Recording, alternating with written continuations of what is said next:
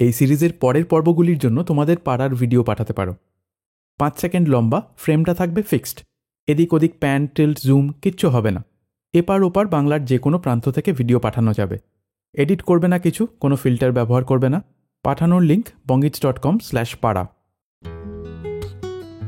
এত মানুষের শহর কলকাতা, তার চেয়েও বড় আমাদের বাংলা। অলিতে গলিতে আসতে যেতে কত রকমের খাবারের সুঘ্রাণ নাকে আসে। জীবনের ছোটাছুটির মধ্যে অজানা থেকে যায় কত পড়শি আর তাদের কত রান্না। বঙ্গিচ্ছে তাই এবার পাশের বাড়ির রান্না। বাড়ির কাছে আর সেথা পড়শি বসত করে, এখন পড়শি বসত করে একদিনও না দেখিলাম। আজকের পর্ব সালমা খাতুনের সঙ্গে মেটে কষা। এই লিভার কষা যখন খেতে ইচ্ছা যায় খাই, মানে অনেকদিন হয়তো মাছ টাছ খেলাম, সবজি খেলাম, এবার মনে হলো যে অনেকদিন খাওয়া হয়নি, একটু রান্না করি। এই রান্নাগুলো বেশিরভাগই শাশুড়ি মার রেসিপি। মেটে কেনার সময় সবসময় চেষ্টা করবেন যে মেটেটা যেন ফ্রেশ হয়, আর ওটা একটু নিশ্চিত করে নেবেন যে মেটে সেদ্ধ হবে কিনা ঠিকঠাক। কিছু মেটে থাকে সহজে সেদ্ধ হতে চায় না, তাই চেষ্টা করবেন ভালো চেনা দোকান থেকে মেটেটা নিতে।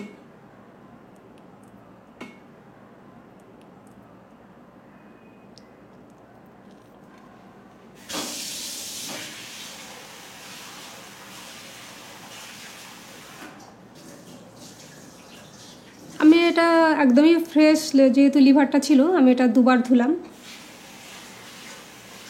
যদি লিভারটা ফ্রেশ না থাকে তাহলে আরও হয়তো একটু বেশি ধুতে হবে।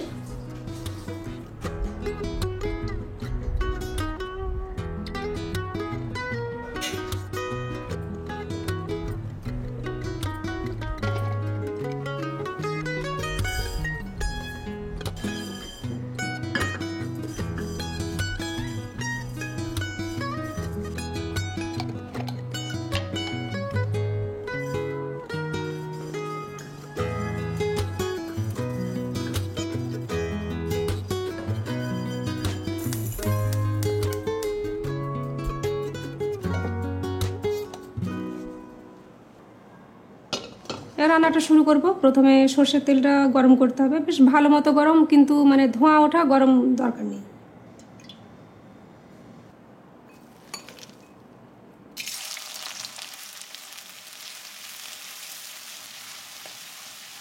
পেঁয়াজটা একটু বেশি পরিমাণেই দেবো, যেহেতু ওটা মাখা মাখা টাইপ হবে, তাই পেঁয়াজটা একটু বেশি লাগবে।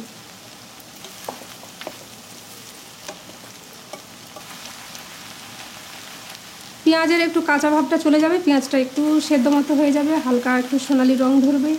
এই পর্যায়ে এসে গরম মশলাগুলো দেবো, যেমন দারচিনি, লবঙ্গ আর তেজপাতা।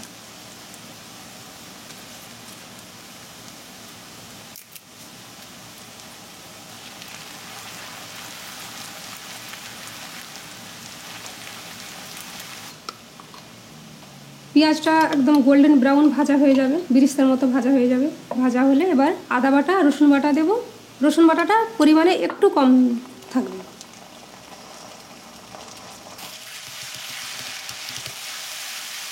জাস্ট কাঁচা গন্ধটা যাবে, বেশি আমার ভাজার দরকার নেই। কাঁচা গন্ধটা চলে যাবে, তারপরে গিয়ে আমি মাটনটা অ্যাড করব।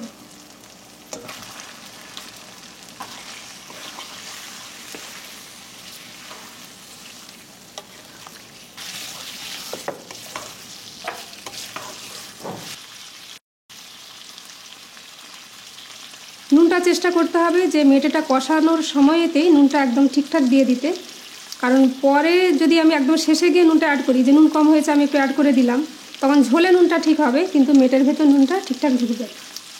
সেই জন্য চেষ্টা করতে হবে একদম প্রাথমিকেই নুনটা ঠিকঠাক দিয়ে দিতে।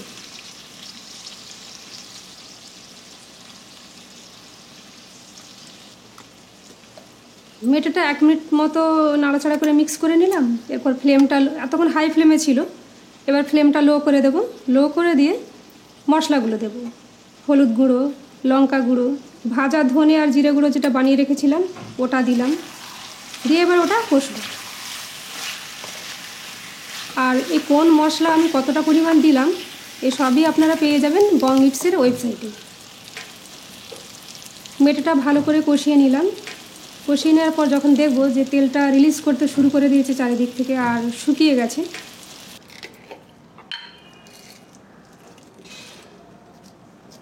এই পর্যায়ে এসে আমি এলাচকে গুঁড়ো করে ওই গুঁড়োটা আমি অ্যাড করি।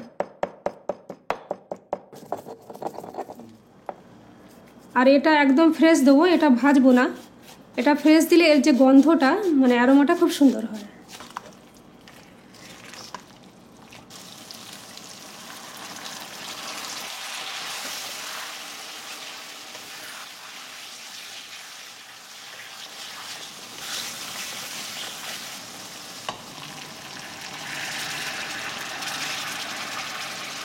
পরিমাণ মতো জল দিলাম, যে যেমন জল চাই দিতে পারে। আমি একটু কষা কষা বা মাখা মাখা পছন্দ, আমি সেরকম জল দিচ্ছি।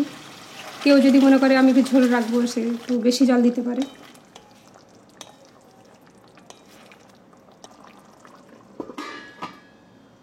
কভার করে ওটা আমি মিডিয়াম ফ্লেমে রান্না করব। ততক্ষণ রান্না করব যতক্ষণ না জলটা শুকিয়ে যাচ্ছে, মেটেটা সেদ্ধ হয়ে যাচ্ছে। মেটেটা তো সেদ্ধ হয়ে যায়, কিন্তু ওর ভেতরে একটা কাঁচা গন্ধ থাকে। একটু বেশিক্ষণ কুক করলে গন্ধটা দূর হয়ে যাবে। এটা যদি মুরগির মেটে রান্না করতাম তাহলে জলটাও কম দিতাম আর সময়টাও কম লাগতো।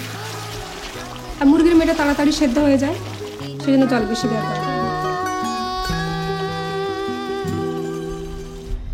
দেখিলাম তারে